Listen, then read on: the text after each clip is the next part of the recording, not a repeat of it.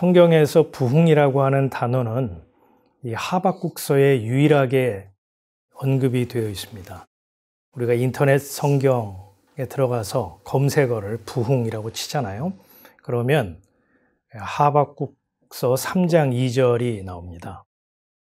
하박국 선지자는 이 부흥이라는 단어를 어떤 의도에서 사용을 했는지 이제 우리가 한번 해당 구절을 읽으면서 그 의미를 한번 찾아가 봤으면 하는 겁니다.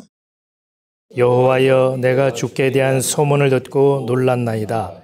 여호와여, 주는 주의 일을 이 수년 내에 부흥케 하옵소서. 이 수년 내에 나타내시옵소서. 진노 중에라도 긍휼을 잊지 마옵소서. 이 하박국서는 하박국 선지자의 불만, 불평으로 시작을 합니다. 하나님, 내가 왜 기도해도 듣지 않습니까?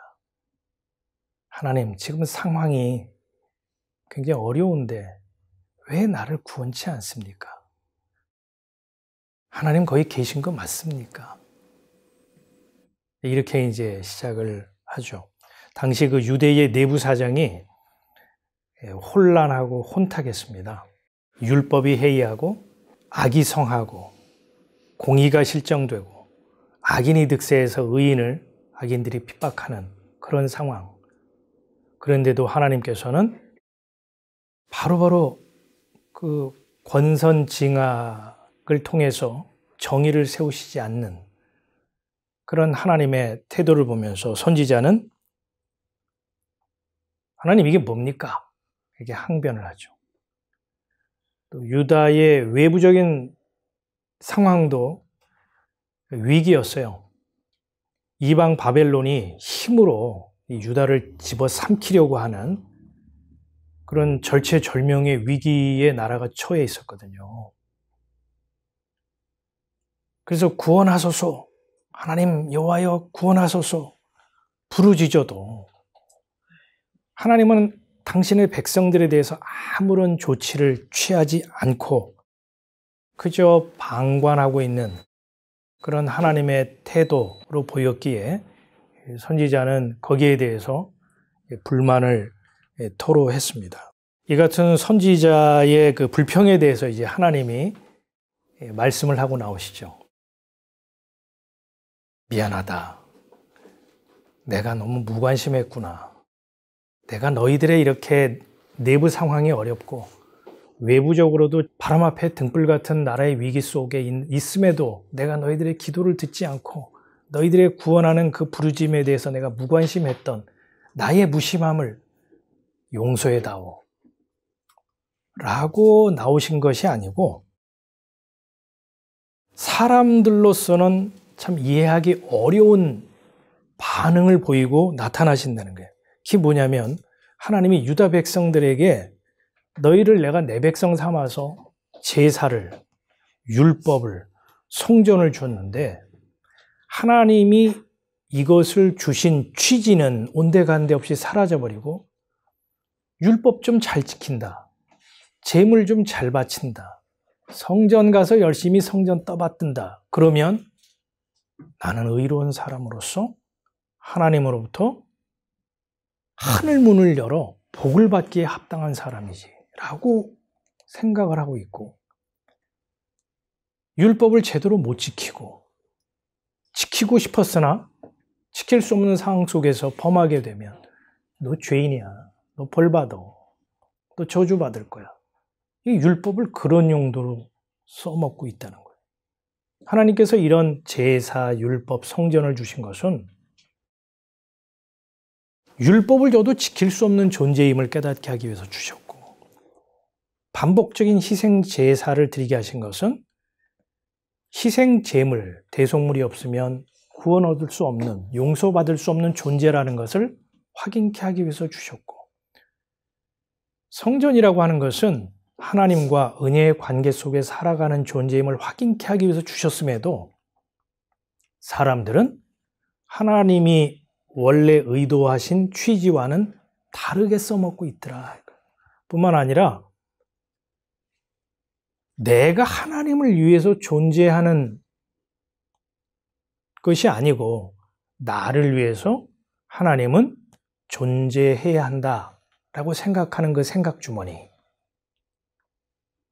나의 무탈과 나의 평안과 나의 번성과 나의 행복을 위해서 하나님은 계셔야 되는 분. 그래서 그분을 정성껏 열심히 섬기고 있더라. 그걸 하나님은 너희는 음란하듯 나를 섬긴다 이렇게 표현하고 있어요. 하나님을 그렇게 이해하고 그런 식으로 섬기는 것을 하나님께서는 대견하구나 이렇게 보는 게 아니고 너희는 나를 음란하듯 섬기고 있구나 이렇게 거듭 표현하고 있어요. 그걸 네 글자로 줄이면 우상 숭배가 되는 거죠.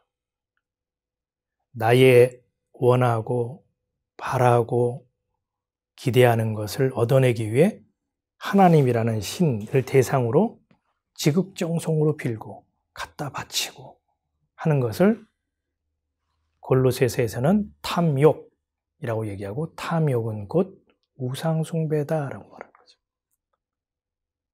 그러니까 하나님의 백성들이라고 하는 자들마저도 하나님이 주신 그런 신적인 것들을 통해서 자신의 어떠함을 증명하는 수단으로 써먹고 있고, 또 하나님이라고 하는 분을 그저 자신의 이 현실적인 문제를 해결하고 자신의 행복과 번영을 위해서 존재해야 할 대상으로 섬기고 있는 우상 숭배를 하는 자들이다라고 하나님은 선지자에게 말씀을 하고 있는 거죠.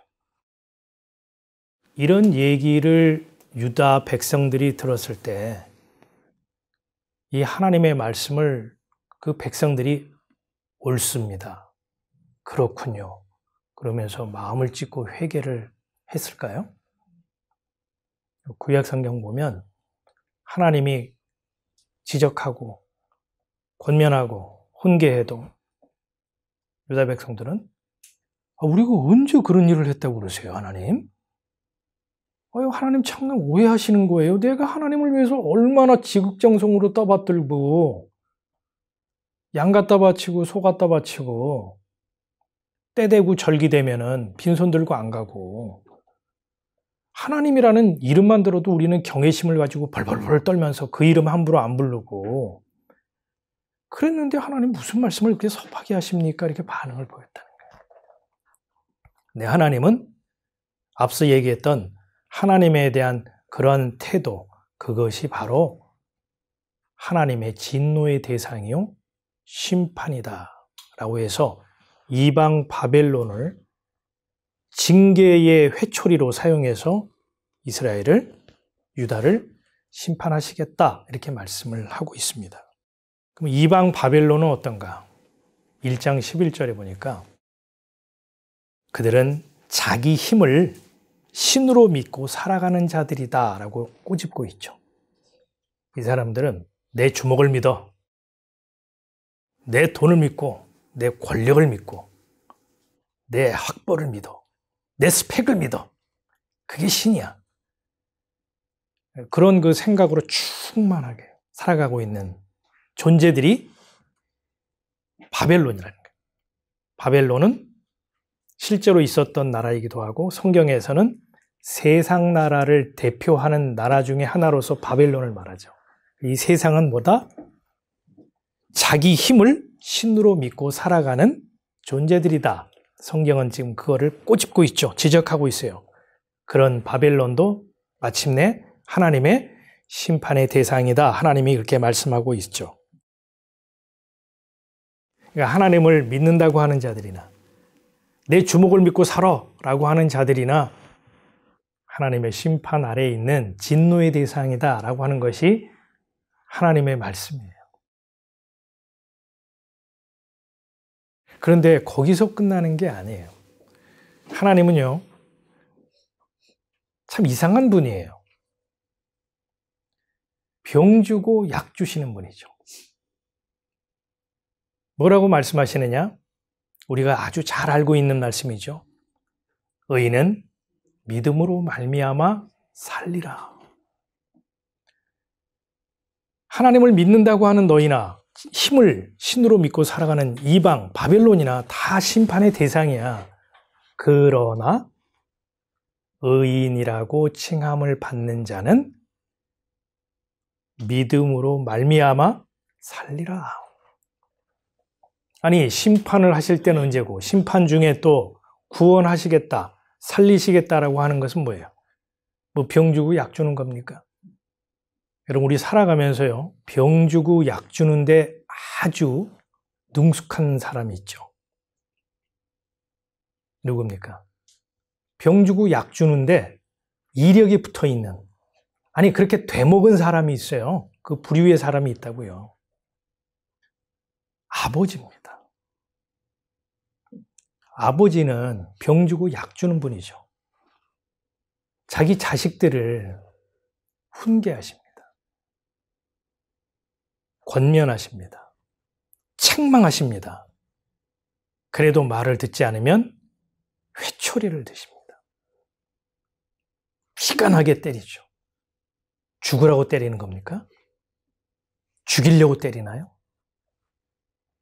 그렇게 매섭게 매를 들고 나서는 또 가서 껴안아 주시죠. 감싸 주시죠. 하나님이 그런 분이라는 거예요. 심판을 위한 심판이 아니요, 죽이려고 하는 저주가 아니라는 거죠. 그 심판 가운데 믿음으로 말미암아 살리시겠다. 누구로 말미암아요? 의로우신 분. 그 분의 의를 덧입어 의롭다라고 칭함을 받는 자, 우린 칭의라고 하죠. 그 사람은 믿음으로 말미암아 살리라. 여기 잘 봐야 돼요. 이 믿음이라고 하는 단어는요, 이 원어의 뜻이 뭐냐면 참, 진리예요. 그러니까 이거는 내 믿음으로 말미암아 사는 게 아닙니다.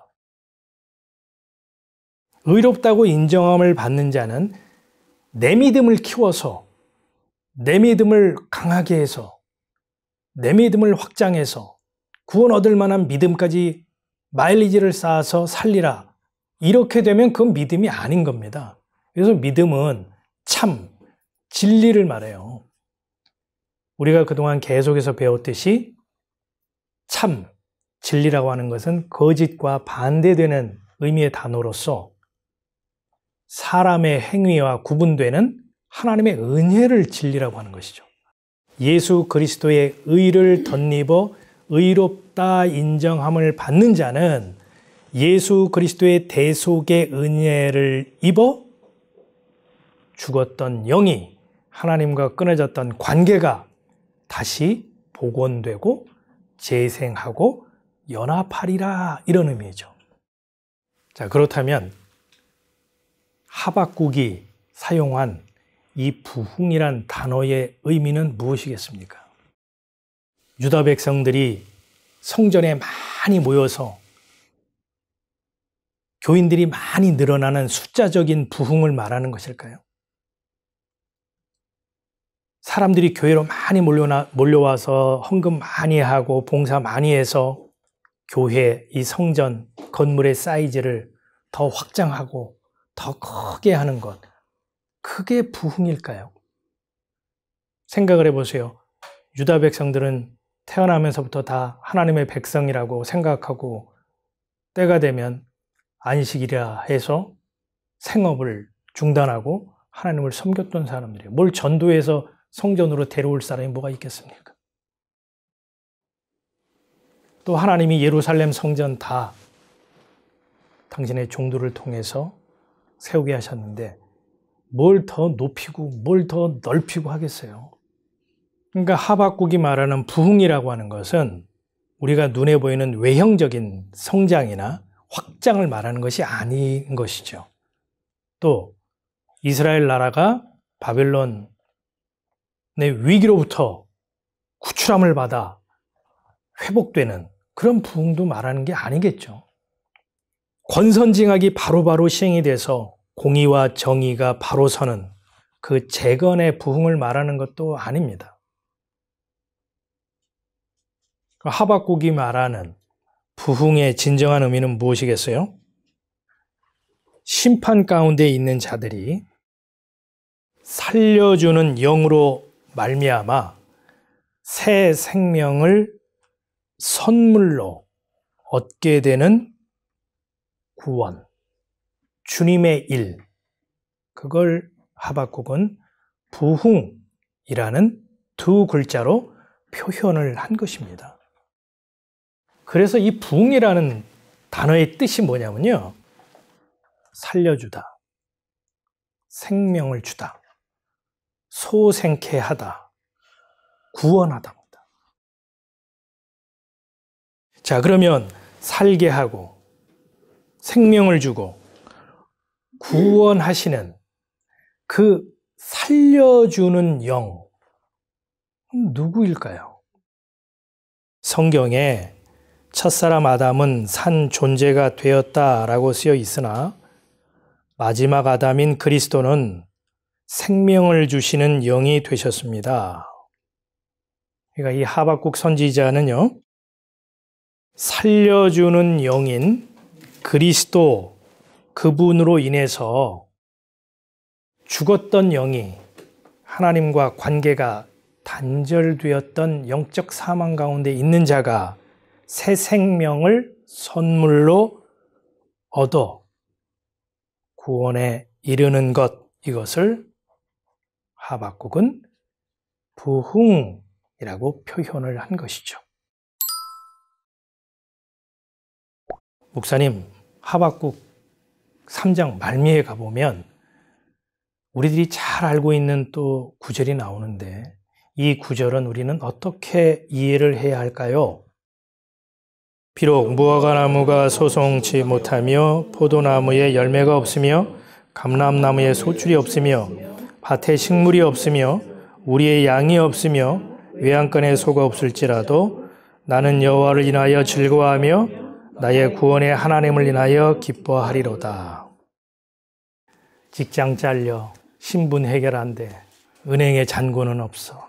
그래서 냉장고는 텅텅 비었어.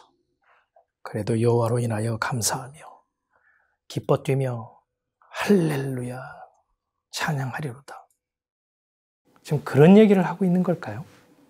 초점이 거기에 있는 걸까요? 제가 이해를 돕기 위해서 예를 하나 들어볼게요. 이 벽이 있고 여기 전원 코드가 있어요. 냉장고가 있습니다. 전기선이 이렇게 되어 있는데 끊어놨어요. 이 냉장고 죽었습니까? 살았습니까? 전기 공급이 차단돼서요. 냉장고는 죽은 거나 마찬가지예요. 그런데 여기에다가 양고기 가득 쟁여놓고 신선한 야채 가득 쟁여놓고 물건들 가득 채워놓으면 그 안에 있는 물건들은 부패하고 곰팡이 나서 다 갖다 쓰레기통에 버려야 될 판인데 그걸 부흥이라고 말할 수 있을까요? 냉장고에 물건 쟁이는 것보다 최신 냉장고로 바꾸는 것보다 용량 제일 큰 거로 바꾸는 것보다 더 시급하고 우선적인 것은 이 생명선, 전기선 끊어졌던 것이 전원에 다시 재결합하고 연결되어 전기가 공급되는 것이구나. 지금 그런 의미에서 소출이 없으며 수입이 없으며 우리의 양떼가 없어도 구원의 하나님으로 인하여 이 끊어졌던 생명선, 전기선을 재연결하시겠다고 약속하시는 그 구원의 하나님으로 인하여 기뻐하리로다 라고 하박국이 찬양하고 노래한 것이 하박국서 3장 17절 18절입니다. 여러분, 우리가 아무리 성령 충만하고요, 복음을 깨닫고 인격과 성품을 연마하여 바다 같은 그런 아량이 있어도요, 자기 몸 아프게 되고 거기다가 돈까지 떨어지고 그래서 인생이 피폐해지면 예민해지고 날카로워집니다. 그런 상황에서 누군가 와서 그 사람의 자존심 건드리고요, 체면까지 구기게 되면 그건 발끈하는 정도가 아니에요. 발작을 일으킨다는 걸 아셔야 돼요. 나도 모르는, 나도 예상하지 못했던 내 안에 괴물이 튀어나온다는 걸 기억하셔야 됩니다.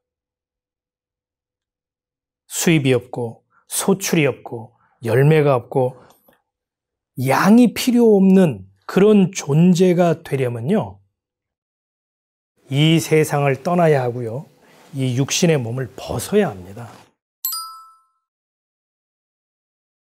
너희들은 모두 심판의 대상이요 그러나 의인은 믿음으로 말미암아 살리라. 이런 말씀을 하박국 선지자에게 왜 하셨고, 하박국은 거기에 대해서 주의 일을 속히 부응케 하소서, 진노 중에도 긍휼을 베푸소서 라는 이러한 내용들이 왜 성경에 기록이 되어 있을까요? 정신 차리고 마땅히 빌 바를 똑바로 빌어라, 뭐 이런 교훈을 주기 위해서일까요? 부흥의 역사, 구원이라고 하는 것은 살려주는 영인 그리스도께서 임하여 그걸 우리에게 선물로 허락하실 때 부흥의 역사, 구원의 역사 일어나는 것이고, 그것은 주의 일이다 라는 것이 하나님이 선지자를 통해 말씀하시고자 하는 메시지이고, 그 메시지를 깨달은 하박국이, 투덜이 하박국 선지자가 마지막에 구원의 하나님을 인하여 기뻐하리로다라고 찬양하며 노래하는 것으로 하박국은 끝을 맺고 있다는 겁니다. 우리의 구원은 나의 믿음으로 말미암은 것입니까? 살려주는 영이신 그리스도께서 임하여 우리에게 허락하신 선물입니까? 나의 이 구원은, 나의 이 부흥은 끊어졌던 생명선을 연결해 주신, 살려주는 영 그리스도로 말미암은 것입니다 라고 여러분이 찬송하고 노래하고 고백한다면 그 사람이 바로 영적인 하박국이 되는 것이고, 하나님의 부흥에 합류하게 된 하늘의 복을 받은 자들입니다. 이 은혜가 우리 안에 풍성히 임하기를 기원합니다.